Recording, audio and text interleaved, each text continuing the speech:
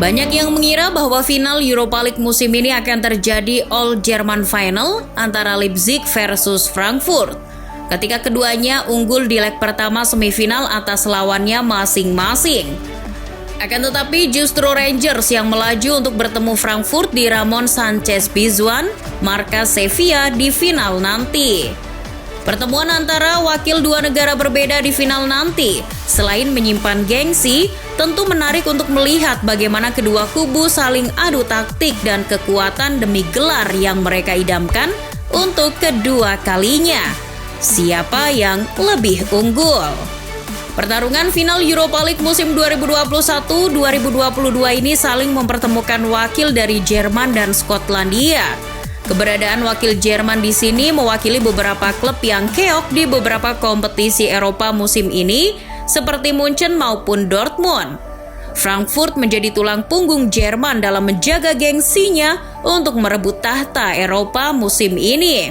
Sedangkan untuk Skotlandia mungkin menjadi negara yang jarang menyumbangkan wakilnya di partai puncak kejuaraan Eropa beberapa tahun terakhir.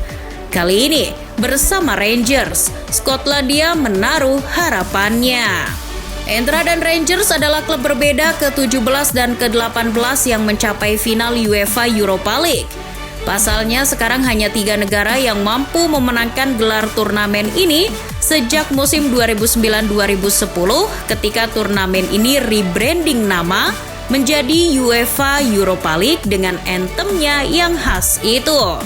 Spanyol dengan 8 gelar, Inggris dengan 3 gelar, dan Portugal 1 gelar.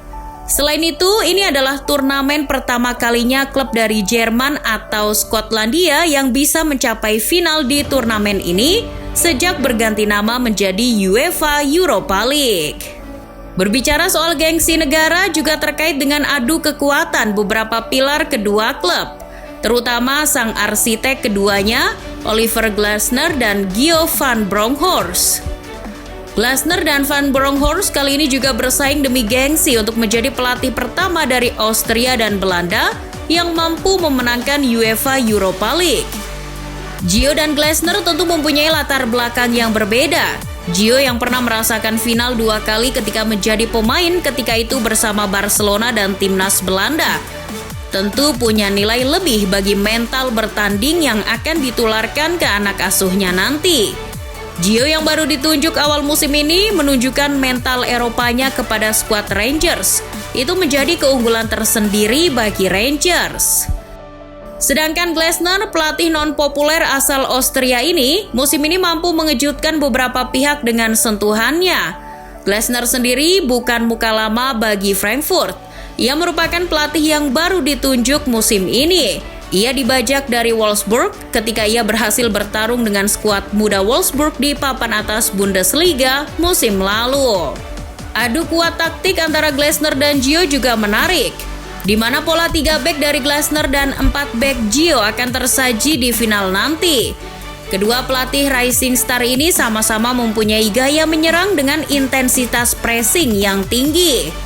Pola 4-3-3 Gio bersama Rangers terletak pada kekuatan sisi sayap mereka, yakni James Tavernier di bek kanan yang sementara menjadi top skor. Kemudian Barisic di bek kiri.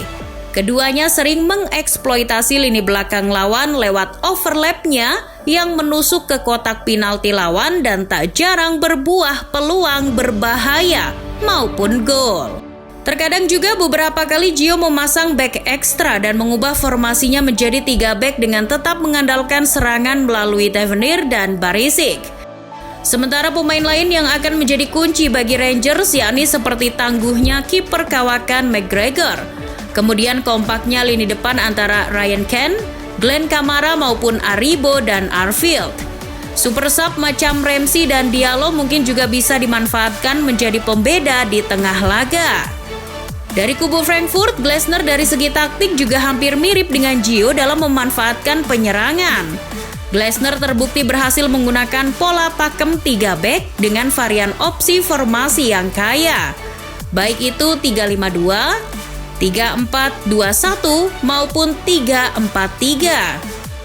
2 back sayap di pola 3 back milik Frankfurt yang ditempati oleh Philipp Kostic dan Arnold Knopf menjadi kunci.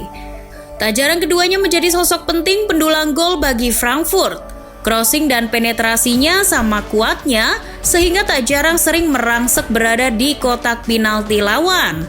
Sedangkan kekuatan kunci Glasner lainnya yakni terletak pada kombinasi lini depan antara top skor mereka, Rafael Borré, dan pemain Asia, Daichi Kamada maupun Peter Hoggia.